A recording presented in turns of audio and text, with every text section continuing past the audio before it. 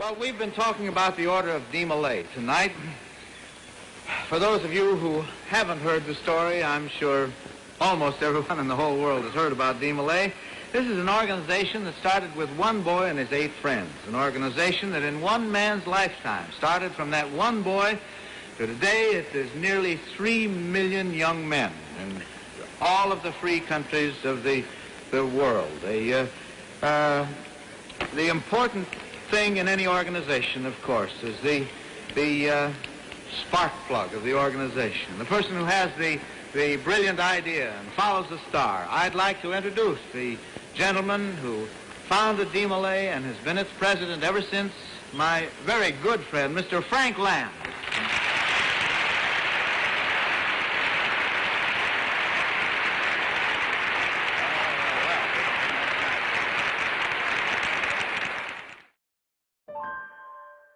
A century ago, the world was rebuilding.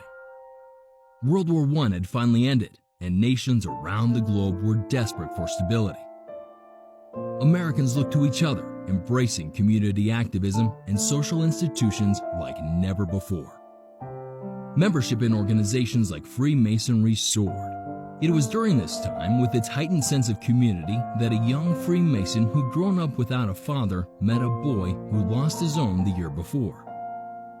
Frank S.Land was raised by his mother and grandmother in Kansas City, Missouri. He was a born leader.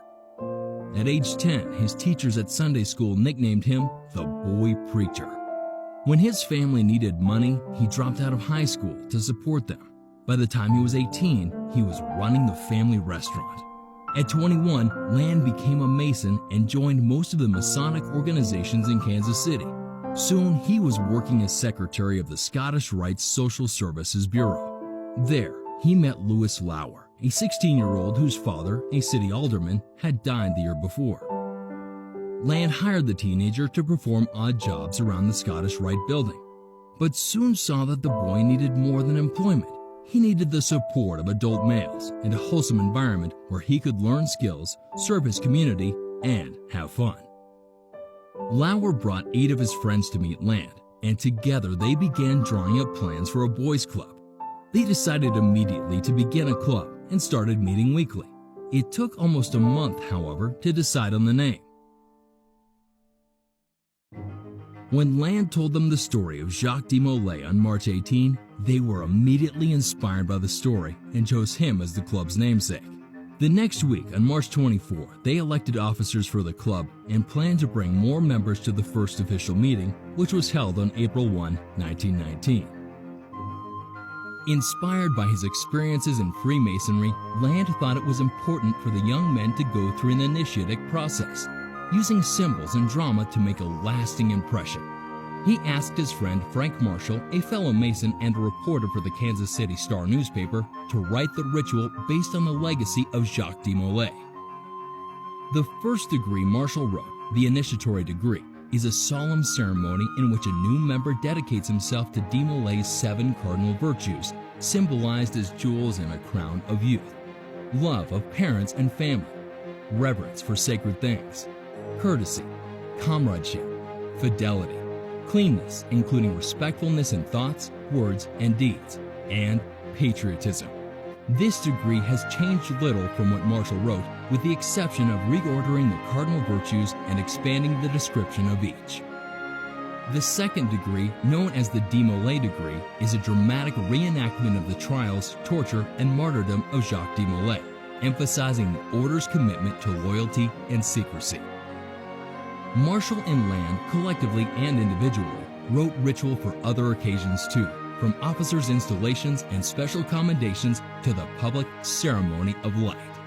Over the years, members of the order have contributed other ceremonies as well. A favorite is the flower talk, which memorializes the special relationship between a young man and his mother. DeMolay was immediately embraced by American society. Within 3 years of its founding, the youth order had spread to 39 of the then 48 states, and even to Canada.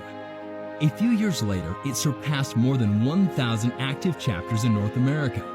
By the time Frank Land passed away in 1959, he'd witnessed the order grow to a global scale. It is the beginning Land said on his deathbed. DeMolay must go on. DeMolay is open to any young man of good character who is between the ages of 12 and 21 and who acknowledges a higher spiritual power. Members of all religions are welcome.